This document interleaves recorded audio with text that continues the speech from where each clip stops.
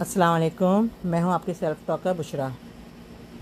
عصر حاضر میں سیاسی خوشامدیوں اور لوٹوں کی پسندیدہ شخصیت اور اے ٹی ایم جناب جہانگیر ترین صاحب کو اس وقت شدید دھچکا پہنچا جب ان کو معلوم ہوا کہ ان کے بھائی جنہیں مرحوم کہتے ہوئے کلیجہ منہ کو آتا ہے، عالمگیر ترین صاحب اب اس دنیا میں نہیں رہے۔ عالمگیر ترین صاحب وطن عزیز کی ایک جانی پہچانی شخصیت تھے۔ ان کی وجہ شہرت ہر دل عزیز شخصیت تھی۔ وہ ایک ہنسمکھ انسان اور اچھے اوصاف کے مالک تھے۔ عالمگیر صاحب ایک بڑے بزنس مین بھی تھے اور پی ایس ایل کی مشہور کرکٹ ٹیم ملتان سلطان کے وہ مالک بھی تھے، جن میں سب پائے کے کھلاڑی موجود ہوتے ہیں، اور یہ ٹیم ان کی نگرانی میں شاندار کارکردگی دکھاتی آئی ہے۔ کھلاڑی ان سے بہت خوش تھے، وہ دل کھول کر ادائیگی کرتے تھے، پیسہ ان کے لیے ایک مسئلہ نہیں تھا، بے شک وہ اس سے کماتے بھی تھے۔ انہوں نے آج صبح 6 سے 7 کے درمیان اپنے سر پہ گولی مار کر خودکشی کر لی۔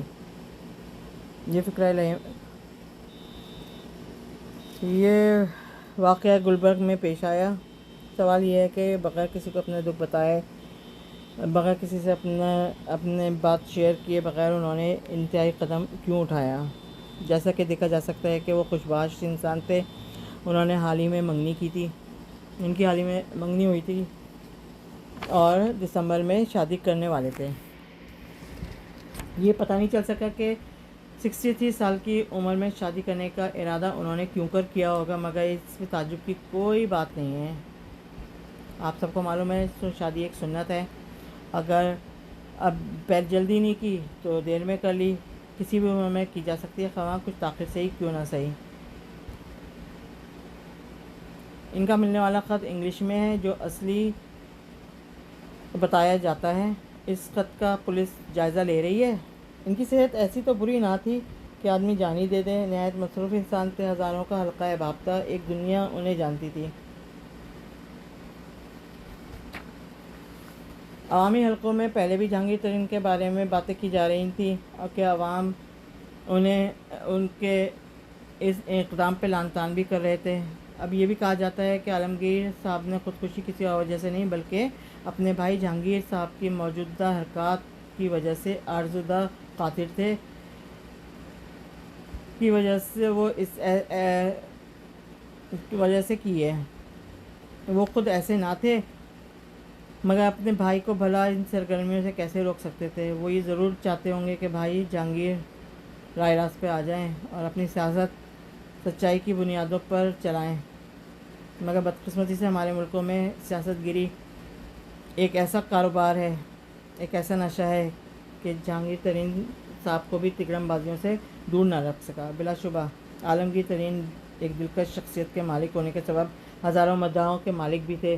پھر ان کے مداح ان سے ضرور پوچھتے ہوں گے کہ آپ کے بھائی یہ سب کیا کر رہے ہیں، کن لوگوں کے ہاتھوں میں وہ کھیل رہے ہیں؟ یوں ایک نفسیاتی دباؤ بن جاتا ہے۔ عالمگیر صاحب ویسے بھی بڑے ڈسپلنڈ آدمی تھے۔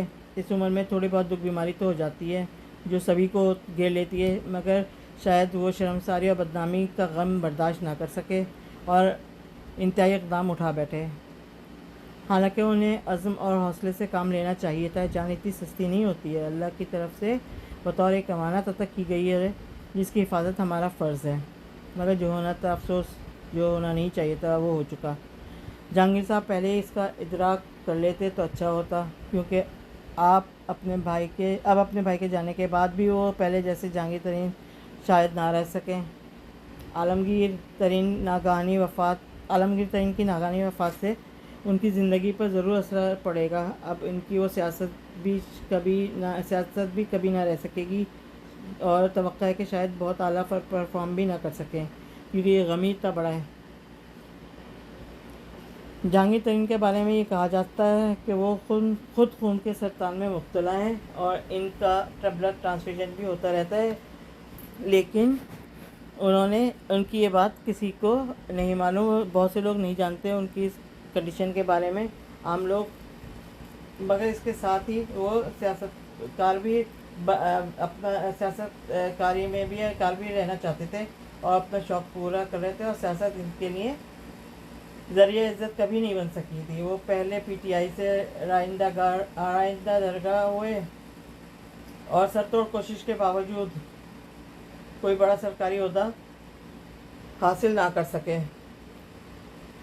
اس کا مطلب یہی ہے کہ عمران خان صاحب کسی حد تک تو مردوں پر شناس ہیں. انہوں نے چینی کا بزنس بڑھانے کا انہیں موقع نہیں دیا. حالانکہ نون لیگ جو مخالفوں میں سے تھی اس وقت بھی، وہ جہانگیر ترین جہانگیر ترین کو چینی چور کہا کر کے نام سے پکارا کرتے تھے، اور اس کو دیکھا تھا کہ دوسروں نے بھی کہنا شروع کر دیا. مگر آج کل جیسے پیچ اپ ہوا ہے ان لوگوں کا، اور جو ہے حکومت نے ان کو اپنے ساتھ ملا کر پی ٹی آئی کا کام تمام کرنے کا منصوبہ سازی کر رہی ہے. خزانوں کا منہ کھول دیے گئے ہیں تو نہ صاحب گئے ہیں تو صاحب کنگز پارٹی جیسے جسے استحکام پارٹی کہا جانا ہے کے خالق بھی ہیں. اچھا جی، شروع میں انہوں نے پارٹی کے نام کا بھی مسئلہ درپیش تھا، مگر پی ڈی ایم کے کرتا دھرتا شہباز شریف کے ایک عہدیدار نے یہ کام کر دیا. انہیں استحکام پاکستان پارٹی، اس طرح استحکام پارٹی کا جنم ہوا. اس جماعت نے نون لیگ کی پستی سے وجود حاصل کیا ہے. بزنس مین علیم خان شریف فون سے خصوصی نسبت رکھتے ہیں. وہ نواز شریف سے بھی آشیرواد حاصل کرتے رہتے ہیں. ان کی قربت کا ایک ثبوت یہ بھی ہے کہ نون لیگی اتاتار نے میڈیا پر یہ کہا کہ ہمارے یہاں جہانگیر ترین کے ساتھ بہترین ریلیشن شپ ہے. ایک نئی پارٹی کے قیام کی تقریب میں آپ نے دیکھا ہی ہوگا جس انداز میں پی ٹی آئی کے منحرفین منہ چھپائے بیٹھے ہوئے تھے. یہ صورتحال ایسی تھی کہ دیکھتا جا اور شرماتا جا. جہانگیر ترین کی وجہ شہرت یہ ہے کہ وہ ماضی میں کنگ پارٹیز میں بھی رہے ہیں. پی ٹی آئی کے منحرفین کو فلاح و بہبود کی ضمانت دی گئی تھی. جو لوگ یہ کہہ کر پی ٹی آئی چھوڑ گئے تھے کہ ہم وقفہ لے رہے ہیں یا سیاست سے کنارہ کشی کر رہے ہیں، وہ یہاں شرمائے لجائے منہ چھپانے کی کوشش کرتے نظر آ رہے تھے. مگر کیا عوام ان کو نہیں پہچانتی؟ یہ وہ لوگ جس طرح پی ٹی آئی سے آئے اسی طرح پی ٹی آئی سے واپس چلے گئے، اور شاید یہی پی ٹی آئی کے لیے اچھا تھا کہ ایسے لوگوں کی چھٹائی ہو گئی جو پی ٹی آئی سے مخلص ہی نہ تھے. جہانگیر ترین صاحب نواز شریف کی طرح سپریم کورٹ سے انتہائیات نااہل ہیں، مگر حکومت سے ساز باز کر کے اپنے پر سے پابندی ہٹوانے میں کامیاب ہو رہے ہیں. اچھا جی، نواز شریف ان جیسوں کی ذاتیات کے لیے نامکمل اسمبلی میں قانون بنائے جا رہے ہیں تاکہ سرکار کے مقاصد پورے ہو سکیں. انہیں موجودہ تمام بادشاہ گروہ کی حمایت حاصل ہے. بہرکیف دکھ اور غم کے لمحات میں ہم ان سے اور کیا کر سکتے ہیں؟